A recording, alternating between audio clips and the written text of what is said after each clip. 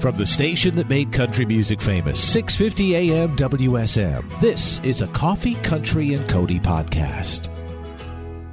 Hey, it's Charlie Matos, and in this episode, we zoom with our longtime friend, Country Music Hall of Famer Ray Stevens. Ray was getting set for a new season at his amazing Cabaret showroom. We would talk about that, memories of his Hall of Fame induction, thoughts on his old friend Ralph Emery, who recently passed away as well. A lot to chat about with Country Music Hall of Famer Ray Stevens. Enjoy our Coffee, Country, and Cody podcast.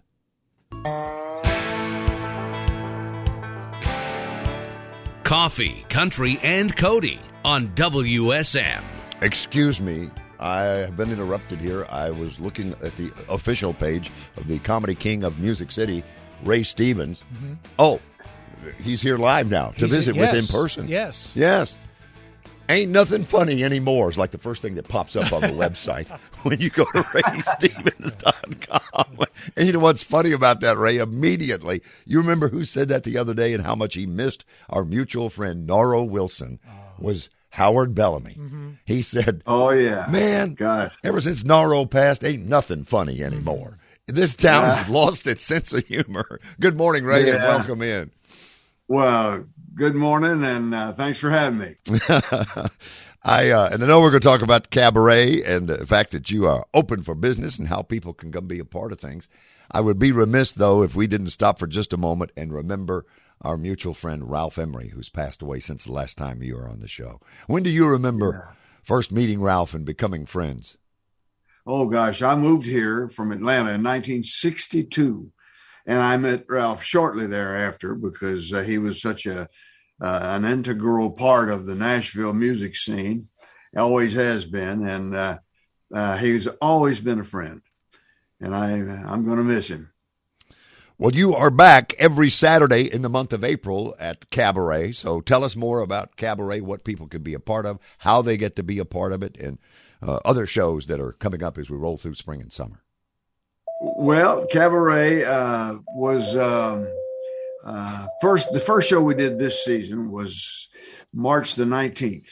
And then we had one last Saturday, which was, I think, the 26th.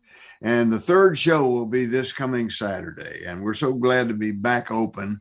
And starting April 21st, we're going to add Thursdays to the show list. Yeah. So starting that Thursday, we'll be open Thursdays and Fridays with shows.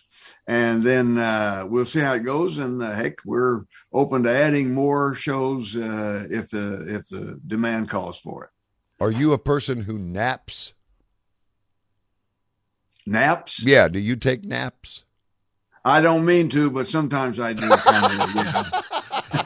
I wondered when you really get into your full-blown show schedule at Cabaret, I wonder where you find time to squeeze in a nap so you can pull that off. No. Because if anybody can relate to taking a nap, it's early morning radio, guys, huh, Charlie? Oh, yeah, yeah. Well, what I love about Cabaret, Ray, too, is there are a lot of nice places to see a show, but there aren't many that really recreate that Vegas or New York from the 40s, 50s supper club where you can have a great meal and sit really close and then be entertained for the evening. And that's kind of the beauty of Cabaret, isn't it?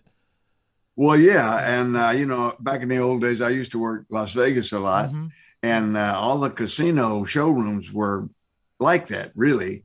And it was a lot of fun. You could walk out to the edge of the stage and shake hands with a guy that was sitting right up by the stage with his wife or girlfriend. And, it was just very intimate and kind of gave an added zing to the show, so to speak. Well, Ray Stevens, Cabaret, we're talking about the hours, and you can pull all this up on the website at raystevens.com, too. Back with shows every Saturday in the month of April at Cabaret. There will be Thursdays added on the 21st, 28th of April, and that'll continue. Tickets and information at raystevenscabaret.com. Piano bar opens at 5 o'clock, and showtime 7:30. Do you ever slip out and surprise the people, play the piano bar before showtime? Not before, but after the show, I usually go out and sing a couple of songs with John Janethis, who is in command at the piano bar, and he's just the best there is, and he's got quite a following. And he, as a matter of fact, when we're not doing shows on Fridays, the piano bar is open, and he's got such a following that he does. It's pretty crowded in there, as a matter of fact. Well, take me back. You mentioned those early days and when you first got to town in the early 60s and meeting Ralph Emery, who, by the way, didn't Ralph place the medallion around your neck when you went into the Country Music Hall of Fame? I think he did. And he, I was, when I was aware that I was nominated, that I was going to be inducted, I called Ralph and asked him if he would. They told me I should get somebody to induct me, and I called Ralph, and he graciously agreed to do that. So, I think I was in a state of shock that night. I don't know if my memory is any good or not, but I'm pretty sure Ralph's the one that hung the thing around my neck. We got pictures to prove it, Ray. Okay. Well, see there, I can't even remember the pictures.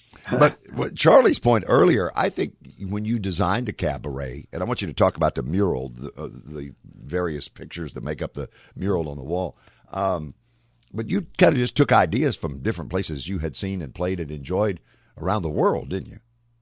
Yeah, and what they call theater seating is what most venues have now, and that's great, but God forbid you should have to go to the restroom because you got to say, excuse me, 9 times before you can get to the aisle, usually. And so I thought, this is a little more easy to be, an easier place to be to enjoy a show.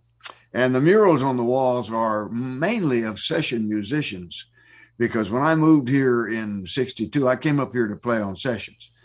And I played on hundreds of them and really got a chance to meet some of the greatest musicians in the world on those sessions, because if it weren't for the studios in Nashville, I don't think we'd be Music City today. I mean, in the beginning, it was the Grand Ole Opry, of course, and that really got the ball rolling. And then Owen Bradley and I think Chet with RCA built some studios. Owen was first, and the musicians came here, and the artists that would come to the Grand Ole Opry would record in Nashville. So it sort of grew like that, and it was just amazing to see the growth and the excitement around music in Nashville. Boy, it's something. You mentioned a family name there, Bradley, Owen Bradley. Yeah. And of course, you wound up as one of your classmates going in, Brooks and Dunn, Ray Stevens, and Jerry Bradley. That was your class of Country Music Hall of Fame inductees. That connection continued even to that moment. Yeah, and Owen was prolific when he came from a pretty large family. Harold played a guitar player. His brother played on more sessions, I think, and I think his record still stands than any other guitar player alive. And of course, he's not with us. He just passed away too. But he on any other guitar player on record, I should say. Yeah. And it's extraordinary. All 3 of them are in the Hall of Fame. Owen, Harold, and Jerry. Along with our buddy, Ray Stevens, who says, come see me at the Cabaret. Find out more at RayStevensCabaret.com. Again, he is back with shows every Saturday throughout the month of April, which will be here tomorrow, is April Fool's Day. And then shows, extended shows, Thursdays, the last couple of Thursdays of April, and then expanding the list from there. Never enough time. Thank you so much for spending some time with us early morning on Coffee Country and Cody, Ray. Thank you, Bill. All right, man. Always good to see you. Hit me there, Banjo Man. Ow! That's it. Playing it beyond recognition here tonight. Here's Ray Stevens with Misty. As you listen to WSM Radio Worldwide at WSMOnline.com and Circle Television. Here we go. Look at me. I'm as helpless as a kitten love tree. I'm walking on a cloud. I can't understand, though. I missed it holding your hand. I walk my way. Thanks for listening to our Coffee, Country, and Cody podcast. Our program director at WSM Radio is J. Patrick Tittle. Our digital producer is Haley Hall. Marketing and promotions director is Amanda Cannon. And I'm Charlie Matos. If you like what you've heard, make sure you subscribe so you never miss an episode. And leave us a review on iTunes. It really does help new people find the show.